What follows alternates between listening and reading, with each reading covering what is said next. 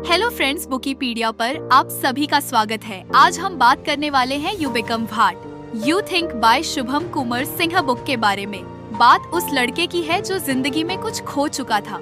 हर दिन उसे ऐसा लगता था जैसे उसका कोई मकसद ही नहीं बचा। स्कूल में ग्रेड्स खराब थे, घर में हर कोई उससे परेशान रहता था और दोस्त भी धीरे धीरे उससे दूर होते जा रहे थे। उसकी सोच पूरी तरह से नेगेटिव हो चुकी थी। उसे लगता था कि वह बस फंस गया है और कुछ भी अच्छा नहीं हो सकता। एक दिन ऐसे ही बिना किसी उद्देश्य के वह पास की लाइब्रेरी में चला गया। उसे याद भी नहीं कि उसे क्या ढूंढना था। बस वह शेल्फ्स के बीच MLS अली घूम रहा था। तभी उसकी नजर एक आदमी पर पड़ी। वह आदमी काफी शांत और खुश नजर आ रहा था, जैसे उसे दुनिया की कोई फिक्र नहीं थी। लड़का थोड़ी देर उसे ऑब्जर्व करता रहा। फिर वह आदमी खुद ही लड़के के पास आया और बोला, तुम परेशान लग रहे हो, सब ठीक है।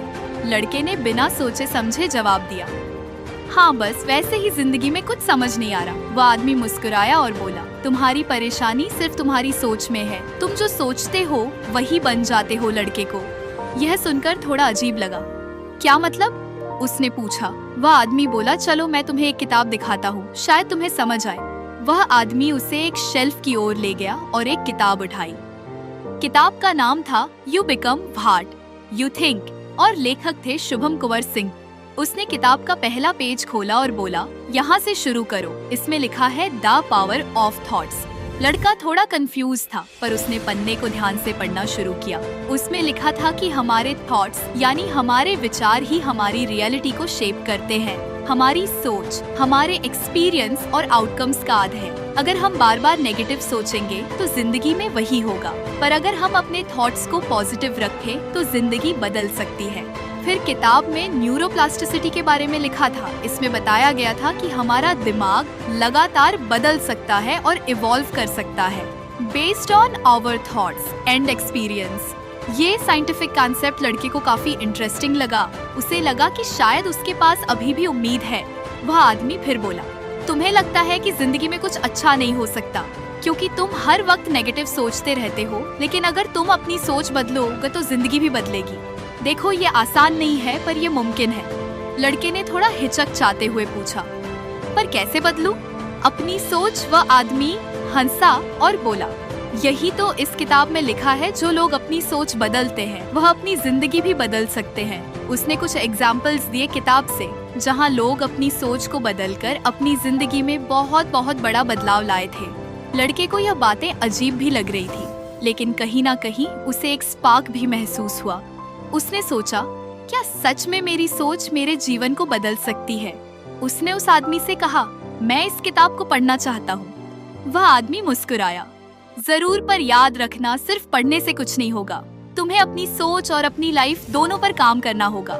लड़के ने सिर हिलाया और किताब लेकर वहाँ से चल दिया। रात को जब वो घर आया तो उसने किताब के कुछ और चैप्टर्स पढ़े। उसमें और भी बातें थी जो उसे समझ आ रही थी, जैसे कैसे छोटे छोटे पॉजिटिव थॉट्स हमारे एक्शंस और डिसीजंस को इन्फ्लुएंस करते हैं। हर बार जब वह खुद को नीचे महसूस करता, वह कोशिश करता कि अपनी सोच को बदल सके। कुछ दिनों में उसने महसूस किया कि उसकी एनर्जी थोड़ी चेंज हो रही है।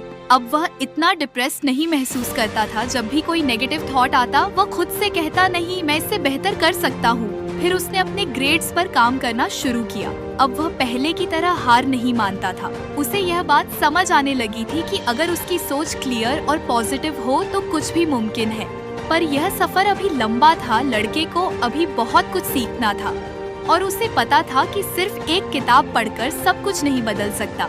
लेकिन अब उसकी जिंदगी में डायरेक्शन था, और वो डायरेक्शन उस किताब और उस आदमी की वजह से आया था जिसने उसे लाइब्रेरी में मिलकर उसकी सोच बदलने का रास्ता दिखाया। कुछ हफ्ते बीत गए थे और लड़के की जिंदगी में धीरे धीरे बदलाव आने लगा था। वह अब खुद को थोड़ा बेहतर महसूस कर रहा था, जैसे उसकी जिंदगी को एक नया मकसद मिल गया हो। लाइब्रेरी में मिली वह किताब you become what you think उसकी सोच को बदलने में मदद कर रही थी। हालांकि अभी भी कई सवाल उसके मन में थे, खासकर उसके सबकॉन्शियस माइंड को लेकर। उसे समझ नहीं आ रहा था कि उसकी सोच इतनी गहरी कैसे है और वह कैसे उसे बदल सकता है। एक दिन फिर से वो लाइब्रेरी गया। शायद उस आदमी से, और बातें करने के लिए वह आदमी वहीं एक टेबल पर बैठा किताब पढ़ रहा था। लड़के ने थोड़ा हिचकिचा हुए उसके पास जाकर कहा, आपकी दी हुई किताब से मुझे काफी कुछ सीखने को मिला, पर मुझे अभी भी कुछ चीजें समझ नहीं आ रही हैं। आदमी ने मुस्कुराते हुए उसकी ओर देखा और कहा, तुम्हारे सवाल क्या है? लड़के ने थोड़ा सोचते हुए कहा, मैंने किताब में कॉन्शियस और सबकॉन्शियस माइंड के बारे में पढ़ा, पर मुझे यह अच्छे से समझ नहीं आया कि दोनों कैसे काम करते हैं। वह आदमी गहरी सांस लेते हुए बोला, ठीक है, चलो इसे आसान तरीके से समझते हैं। तुम्हारा कॉन्शियस माइंड वो है जो अभी इस समय काम कर रहा है। जब तुम बात कर रहे हो, कुछ सोच रहे हो या किसी काम को ध्यान से कर रहे हो, तो तुम्हारा कॉन्शियस माइंड सक्रिय होता है। अगर आपको हमारी फ्री समरी अच्छी लगती है तो आप हमारे चैनल को सब्सक्राइब कर सकते हैं, हमारी मेंबरशिप खरीद सकते हैं या हमें UPI के थ्रू सपोर्ट कर सकते हैं। अब इस वीडियो को यहीं पर समाप्त करते हैं। अगर आपको दूसरा पार्ट चाहिए तो कमेंट करो। धन्यवाद।